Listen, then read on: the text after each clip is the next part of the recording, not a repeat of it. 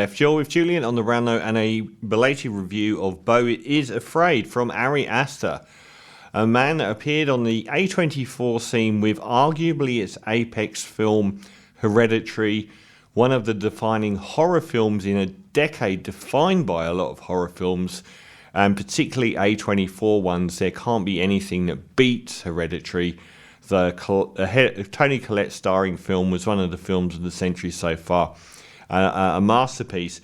But the follow-up Midsommar, I absolutely hated, and it's one of the most annoyingly praised films that seems to have picked up people without any taste. It's an incredibly rote film. It's like a combination of The Wicker Man and every single post-Friday the 13th 4 college kids go off into the woods and find a mysterious group of people that want to kill them film. And it's just got not one original bone in its body. So when Beau is Afraid, a 3-hour film, came out in the middle of this year, probably, I'm not sure exactly what date, 2 very tepid reviews. I was expecting this film to be a pile of trash, and instead ended up being beguiled by, I think, pretty much my joint film of the year so far. And a complete reversal from Midsommar. This isn't a review so much as spoiler alert time, really, because I'm just going to go through my thoughts on this very unusual, unique film. Very difficult, challenging film. So we get Beau Wiseman, played by Joaquin Phoenix, in an analogous role to a role that he's done multiple times now, which is the role from The Master, and the role from the Joker, which is a guy on the outskirts of society that is prone to very extreme behaviour. In this case, he's a real sad sack loner. He's a middle-aged guy. His mother, mollycoddled him his whole life, said that his father had died during intercourse that conceived him, the only time that she had ever made love, and that he also possessed this heart defect that if he ever made love to anyone, he would also die from a heart attack. And we opened the film in one of its strongest, long, half-hour long sequences, which is this horrific environment that he lives in. One of the worst suburbs that even The Wire wouldn't have covered. A horrific place, but where it's basically the Walking Dead of drug addicts and violence. And he has to run to his apartment every night.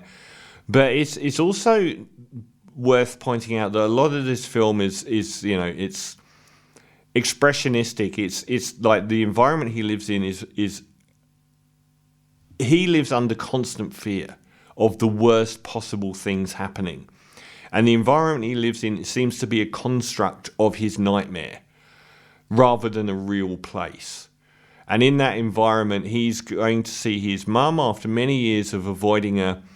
And the whole film's plot is the fact that he tries to return to see his mum, and his mother dies during the attempt to go and see his mum, and he has to get back for a funeral. And it takes place over a short-ish time frame where he is continually set back by nefarious and often surreal, even almost supernatural forces that seem to want to delay him and ruin his life even more. So we get him at the start, he's with a psychiatrist. He wants to go back and see his mum, but it's obviously something that is the psychiatrist, Stephen McKinley Henderson, prescribes him lots of drugs, and he builds his life around these drugs. But he's also tormented by demons. David Lynch comes up a lot in this film. Not as much in the first sequence as some other ones, but he lives in this almost psychotic nightmare. And for instance, he's like, the first night we see him sleeping, his door is banged all night long saying, "Turn the music down." When he's asleep and there's no sound coming from his room, there's a lot of surreal things that happen. He's terrified of the Walking Dead outside, the drug zombies coming into his world. Everything in this film that can go wrong for him, that is a fear for him, happens. And it's almost like that is part of the point of this film. So his house is invaded by every scumbag from the street. He ends up being attacked by a naked knife-wielding attacker and then hit by an ambulance.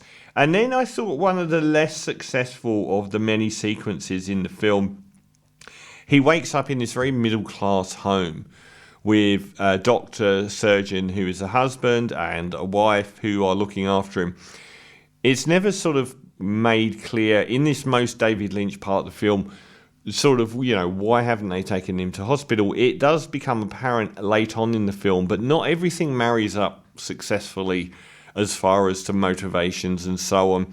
But in this home, he finds that he's taken the bed of a teenage daughter who's extremely angry at him for appearing in her life, and there's a guy that is their deceased son's ex-army veteran that is heavily medicated and completely psychotic running around. It's not the most effective part of the film compared to the opening and what follows, but it is still, it sets up the completely macabre, often very funny film with a lot of very extreme moments in it. We have the death by suicide of the daughter by drinking paint element, and I'm going to just walk through what happens a lot of the times in the film. And the fact that there's this sort of mysterious thing going on in the background where the mother's trying to warn him not to give up too much information away, which we understand at the end, but I'm not sure that everything here dovetailed very well in. Eventually he escapes these people. He then ends up fleeing this psychotic army veteran that's trying to actually kill him, and ends up in the woods and ends up with this mysterious theatre troupe. He meets this lovely pregnant woman played by Hayley Squires, who leads him into the troupe of wandering actors that are putting on plays in the forest for who knows.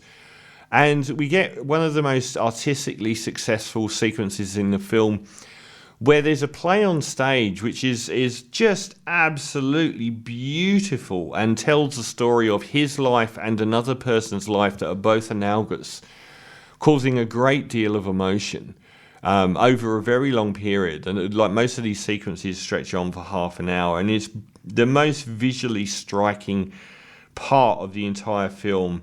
It's absolutely wonderful, and it touches on so many different emotions. And I love films like this and Cloud Atlas that are so overly ambitious, but when they hit these right notes, are so emotionally satisfying and otherworldly and unknowable as well. We're well into like 2 hours plus into the film at this stage, and he ends up finally making it back to his mother's home on the day of her suicide. Spoilers everywhere.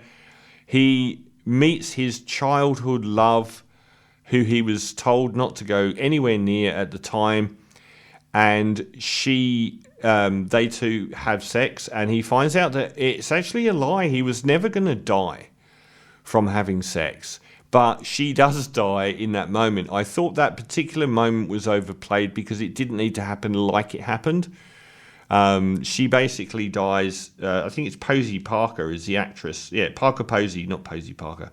Parker Posey, a very famous actress. She dies on top of him.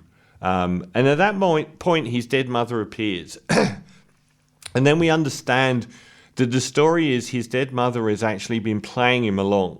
And the house that kept him after his accident were working for her. She's a very rich woman.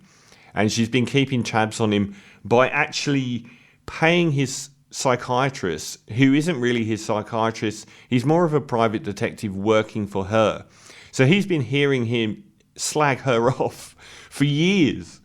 And it basically goes all the way back to the notion that the girl that he was in love with from his childhood was probably also being paid by his mother. And it all gets very, very dark and twisted and ends up in this surreal courtroom drama that takes place when he's in a rowboat in the middle of this underground cavern where she's passing judgment on him.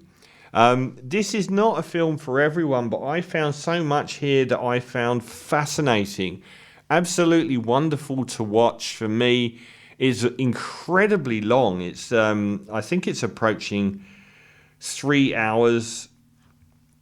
I'm not sure how long it is now, but I thought that the level of ambition here and the amount of success that there were, the only sequence that I thought didn't quite work was the bit where he had his accident and he was with the family, because it was a little bit repetitive and flat compared to stuff like what happened in the woods, which was just magical and unknowable and weird. And obviously people like David Lynch come up a lot watching this, but also the fact that Ari Aster had his own voice here. And Joaquin Phoenix is just this incredible character, even if it's a character that's similar to other ones he's played, mostly The Master for me. And I don't know that I would say it was a better film or performance than The Master, but that is top tier stuff. So overall, I was really surprised by how much I thought about it afterwards. This is top tier art house entertainment for me, and most people would look at it and probably regard it as hell on earth, but I really, really loved it, and I think it's probably my joint favourite film of the year. So I'm going to give Beau is Afraid a 9 out of 10.